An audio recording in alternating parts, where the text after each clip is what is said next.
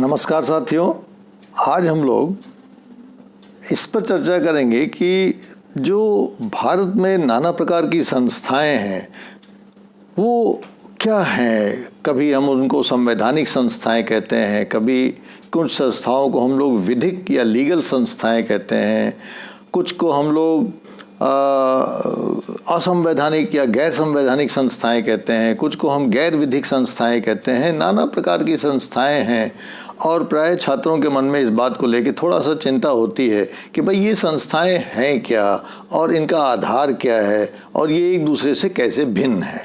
तो आइए आज जो तीन प्रमुख तरह की हमारी प्रॉब्लम्स हैं कि कॉन्स्टिट्यूशनल बॉडीज़ क्या है, लीगल बॉडीज़ क्या है और नॉन लीगल बॉडीज़ क्या हैं, इसको समझने की कोशिश करते हैं।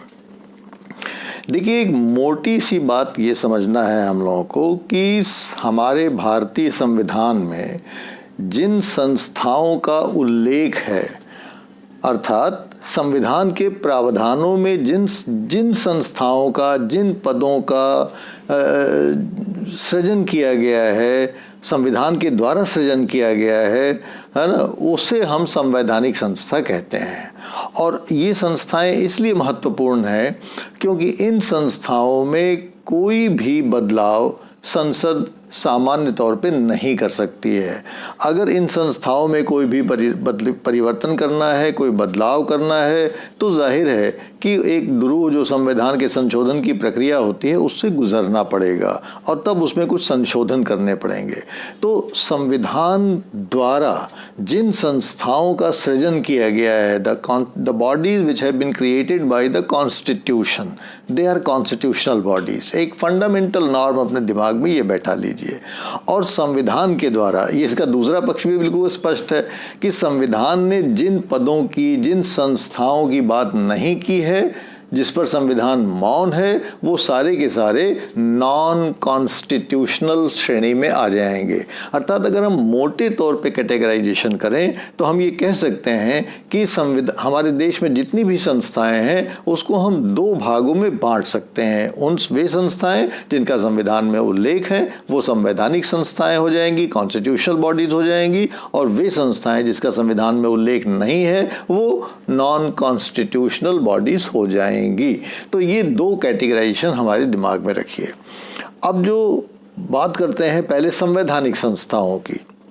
संवैधानिक संस्थाओं के जो भी बारे में बात हमको समझनी है वो संविधान के प्रावधानों से समझनी है। अर्थात जैसे मान लीजिए कि जो कॉन्स्टिट्यूशनल बॉडीज़ हैं जिसमें वित्त आयोग है या फाइनेंस कमीशन है, public service commission, union public service commission और स्टेट पब्लिक सर्विस कमीशंस हैं, national commission for schedule caste है, national commission for schedule tribes है, और अभी हाल में जो नेशनल कमीशन फॉर ओबीसीज बनाया गया है ना, उसको भी अब एक संवैधानिक संस्था ही माना जाएगा क्योंकि पहले नेशनल कमीशन फॉर ओबीसीज जो है वो एक लीगल बॉडी हुआ करती थी, वो कानून के अंतर्गत बनी हुई थी। लेकिन अब जो संविधान का 123वां बिल पास हुआ जिसका कि नंबरिंग बाद में शायद 103 या एक किया जाएगा, तो वो अब उसके माध्यम से अब हमारी जो ओबीसी का कमीशन है अब वो भी एक संवैधानिक स्टेटस को प्राप्त कर गया है।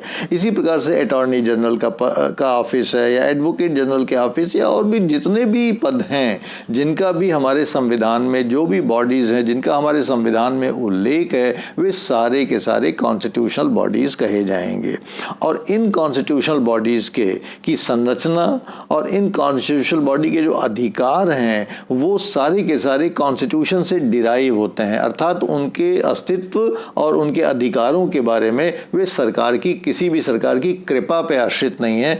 They all derive their structure and they all derive their powers from the constitution. एक बेसिक चीज़ समझने की ये है, और उसमें कोई भी परिवर्तन अगर कोई भी संसद या कोई भी सरकार करना चाहेगी तो बिना संविधान में संशोधन की प्रक्रिया से गुजरे वो नहीं कर पाएगी। तो एक प्रकार से उन संस्थाओं को डिस्टर्ब करने का, उन संस्थाओं को प्रभावित करने की संभावना सरकार के पास बहुत कम होती है क्योंकि वो अपने में एक कॉन्स्टिट्यूशनल बॉडीज हैं, ऑटोनोमस हैं। एक प्रकार से आप कह सकते हैं कि उनको कोई छू नहीं सकता। That is one. अब इसके बाद दूसरा जो कैटेगराइजेशन है संस्थाओं का, वो वर्गीकरण ब्रॉडली हम कह सकते हैं कि नॉन कॉन्स्टिट्यूशनल संस्थाएं हैं। अर्थात वे सभी संस्थाएं जो जिनका संविधान में उल्लेख नहीं है। तो भाई कैसे वो बन गई, कैसे वो प्रकट हो गई हमारे देश में? उसका कारण ये है कि हमारी संसद को जो अधिकार प्राप्त है और या हमारे विधानसभाओं को जो अधिकार प्राप्त है कि केंद्र में और राज्यों में वो नाना प्रकार के कानून बना सकती हैं, तो केंद्र सरकार अर्थात संसद जो है वो कानून बना के बहुत सारे संस्थाओं की संरचना कर सकती है। इसी प्रकार से राज्य की जो विधानसभाएं हैं ये भी कानून बना के बहुत सारे संस्थाओं की संरचना उत्पत्ति कर सकती हैं और उनको वो अपने कानून के द्वारा बना सकती हैं और कानून के द्वारा अधिकार भी दे सकती हैं। और इसलिए इन संस्थाओं का जो स्तर है वो सरकार और उस कानून की कृपा पे आश्रित होता है और उनको संवैधानिक संरक्षण प्राप्त नहीं है, बस उनको कानूनी संरक्षण प्राप्त है। कानून में जिस प्रकार की उनकी संरचना कर दी जाए और कानून में जिस प्रकार के उनको अधिकार प्रदान किए जाए उसी से उनको संतुष्ट रहना पड़ता है। और इसलिए जिस संसद ने कानून बनाकर उन संस्थाओं को क्रिएट किया है, उन संस्थाओं का निर्माण किया है, वही संसद सरल ढंग से और सामान्य कानून की प्रक्रिया से ही उनकी संरचना में भी संशोधन कर सकती है और उनके अधिकारों में भी संशोधन कर सकती है। तो ये ध्यान रखिएगा कि जहाँ कॉन्स्टिट्यूशनल बॉडी को कोई छू नहीं सकता बिना संवैधानिक संशोधन की प्रक्रिया से गुजरे, वहीं विधिक संस्थाओं को कोई भी संसद बड़े आराम से सामान्य बहुमत के आधार पर कानून बना के उनकी संरचना और उनकी शक्तियों दोनों को प्रभावित कर सकती है। कुछ जो महत्वपूर्ण कानूनी संस्थाएं हम लोग सभी जानते हैं उसमें नेशनल ह्यूमन राइट्स कमीशन है, नेशनल कमीशन फॉर विमेन है, नेशनल कमीशन फॉर माइनॉरिटीज़ है, नेशनल लॉ कमीशन है, नेशनल ग्रीन ट्राइब्यूनल है और अभी हाल में आपने देखा सेबी का आपने बहुत नाम सुना होगा, securities and exchange board of India, जो कि तमाम जो शेयर मार्केट का और बाजार का काम होता है उसको रेगुलेट करता है। और बिल्कुल अभी ताज़ा 1-2 साल पहले सरकार ने रीरा अर्थात रियल इस्टेट रेगुलेटरी अथॉरिटी जो है बनाया, जो कि तमाम जो रियल इस्टेट में जो लोग डील करते हैं, मल्टी स्टोरीड बनाते हैं, इस प्रकार के कॉम्प्लेक्सेस बनाते हैं, उनके ऊपर शिकंजा कसने के लिए, क्योंकि वो जनता को परेशान न कर सकें और जनता के पैसे का दुरुपयोग न कर सके, सरकार ने रियल एस्टेट अथॉरिटी बनाया है, रियल एस्टेट रेगुलेटरी अथॉरिटी बनाया है। तो जैसे कि सिक्योरिटी और एक्सचेंज बोर्ड रेगुलेट करता है या ट्राई रेगुलेट करती है या इसी प्रकार से और बहुत सारी संस्था रेगुलेशन करती हैं, उसी प्रकार से रीरा भी जो है रेगुलेशन करती है रियल एस्टेट के फील्ड में। और तो ये तमाम कुछ हमने उदाहरण दिए जो केंद्रीय सरकार के हैं। इसी प्रकार के हर राज्य ने अपने अपने यहाँ कुछ ना कुछ विधिक संस्थाएं बना रखी हैं जो कि राज्यों के स्तर पे काम करती रहती हैं। तो केंद्र के द्वारा जो विधिक संस्थाएं बनाई जाती हैं वो पूरे देश के लिए काम करती हैं और राज्यों के द्वारा जो विधिक संस्थाएं बनाई जाती हैं वो केवल राज्यों के स्तर पे ही काम करती हैं। और जाहिर है कि केंद्र सरकार की जो विधिक संस्थाएं हैं उसमें केंद्रीय संसद कानून बना के कोई भी परिवर्तन कर सकती है और राज्यों के स्तर पे जो विधिक संस्थाएं काम करती हैं वे विधिक संस्थाएं राज्यों के विधानसभाओं के द्वारा कानून बना के उनमें परिवर्तन किया जा सकता है, उनकी संरचना में भी परिवर्तन किया जा सकता है, उनके अधिकारों में भी परिवर्तन किया जा सकता है।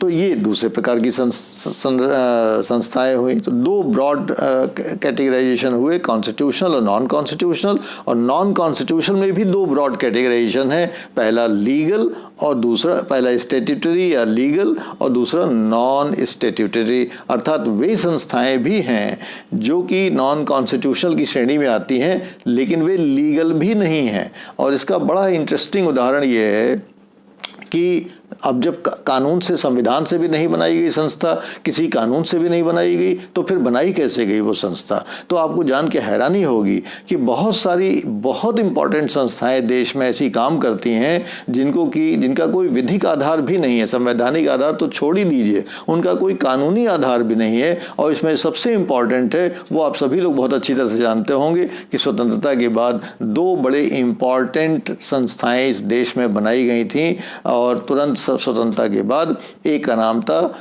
प्लानिंग कमीशन और योजना आयोग और दूसरे का नाम था NDC, नेशनल डेवलपमेंट काउंसिल, राष्ट्रीय विकास परिषद। और आपको जान के ये हैरानी होगी कि प्लानिंग कमीशन का क्या स्टेचर हुआ करता था एक ज़माने में, और एनडीसी का, और बाकायदा कि उस इसलिए कि स्वयं प्रधानमंत्री उसका अध्यक्ष होता था। लेकिन ये संस्थाएं बनी कहाँ थे? संविधान में तो इसका जिक्र है नहीं प्लानिंग कमीशन का या एनडीसी का, कोई कानून इसका बना नहीं कि किस कानून के अंतर्गत प्लानिंग कमीशन बनेगा या एनडीसी बनेगा। तो ये जान के आपको हैरानी होगी कि ये दोनों संस्थाएं, प्लानिंग कमीशन और एनडीसी, ये दोनों की दोनों संस्थाएं कैबिनेट के एकमात्र रेजोल्यूशन से, एग्जीक्यूटिव रेजोल्यूशन से बना दी गई थी। इसका कोई न संवैधानिक आधार था, न इसका कोई विधिक आधार था। और ये संस्थाएं कालांतर में, प्लानिंग कमीशन और एनडीसी, एक गैर संवैधानिक और गैर विधिक संस्थाएं होने के बाद भी इनकी जो ताकत थी वो बहुत ज़्यादा थी, क्योंकि वास्तव में एक प्रकार से ये सारे मंत्रालयों को फंड्स का आवंटन करती थी और सारे राज्यों को भी फंड्स का आवंटन किया करती थी। तो इनसे सभी लोग एक प्रकार से खौफ खाते थे कि भाई प्लानिंग कमीशन को या एनडीसी को, इसको जो है कॉन्फिडेंस में लेने की ज़रूरत है अगर हमको फंड्स चाहिए तो ये बहुत सशक्त, कभी कभी तो इनको सुपर कैबिनेट की संज्ञा दी जाती थी कि भाई कैबिनेट से भी ज़्यादा हो गई हैं ये सशक्त, क्योंकि स्वयं प्रधानमंत्री उसका चेयरमैन होता था। लेकिन आधार क्या था? निराधार, न कानून का आधार था न संविधान का आधार था, केवल एक कार्यपालिका का एग्जीक्यूटिव रेजोल्यूशन हो गया कि प्लानिंग कमीशन बनाया जाए और एनडीसी बनाया जाए, और बन गई। और अब जब नरेंद्र मोदी सरकार आई है तो जाहिर है कि इन दोनों संस्थाओं को एमलगमेट करके उनको हटा के उसकी जगह पे नीति आयोग का स्थान नीति आयोग ने उसका ले लिया है। लेकिन नीति आयोग का भी कोई आधार नहीं है, जिस तरह से प्लानिंग कमीशन का और एनडीसी का कोई आधार नहीं था, वो निराधार थी, न वो कानूनी थी न वो संवैधानिक थी। उसी प्रकार से नीति आयोग भी न कानूनी है न संवैधानिक है, केवल मात्र उसी परंपरा में बेस्ड है एग्जीक्यूटिव रेजोल्यूशन पे। तो इस प्रकार से हमने देखा कि भारत में जितनी भी संस्थाएं हैं उन संस्थाओं को ब्रॉडली हम 3 कैटेगरी में बांट सकते हैं, कॉन्स्टिट्यूशनल बॉडीज़ और नॉन कॉन्स्टिट्यूशनल बॉडीज़। तो ये 2 ब्रॉड कैटेगरीज हुई, और जो कॉन्स्टिट्यूशनल बॉडीज़ हैं वो कॉन्स्टिट्यूशन से ही अपनी सारी पावर और सोर्स डिराइव करती हैं, और जो नॉन कॉन्स्टिट्यूशनल बॉडी है वो कॉन्स्टिट्यूशन से नहीं बल्कि या तो लॉ से अपनी पावर और सोर्स को, स्ट्रक्चर को डिराइव करती हैं, या एग्जीक्यूटिव रेजोल्यूशन से डिराइव करती हैं। अगर वो कानून से अपनी शक्तियों को और अपने अस्तित्व को डिराइव करती हैं तो हम उनको स्टैट्यूटरी बॉडीज़ या लीगल बॉडीज़ कहते हैं। अगर वो संसद के कानून से नहीं बल्कि कार्यपालिका के एग्जीक्यूटिव रेजोल्यूशन से अपनी एग्जिस्टेंस और अपनी शक्तियों को डिराइव करते हैं तो हम उनको एक प्रकार से कहते हैं कि ये नॉन स्टैट्यूटरी बॉडीज़ हैं। और इनको जिस प्रकार से, और ये इंटरेस्टिंग है कि नॉन स्टैट्यूटरी बॉडीज़ जो हैं, जैसे कि प्लानिंग कमीशन और ये राष्ट्रीय विकास परिषद को समाप्त करने के लिए कोई संसद ने कानून बनाया क्या? कोई कानून नहीं बनाया, क्योंकि न वो कानून से बने थे तो उसको समाप्त करने के लिए भी कोई कानून की आवश्यकता नहीं थी। इसी प्रकार से नीति आयोग है, अगर आगे आने वाली कोई सरकार ये निर्णय लेती है कि नहीं हमको नीति आयोग को समाप्त करना है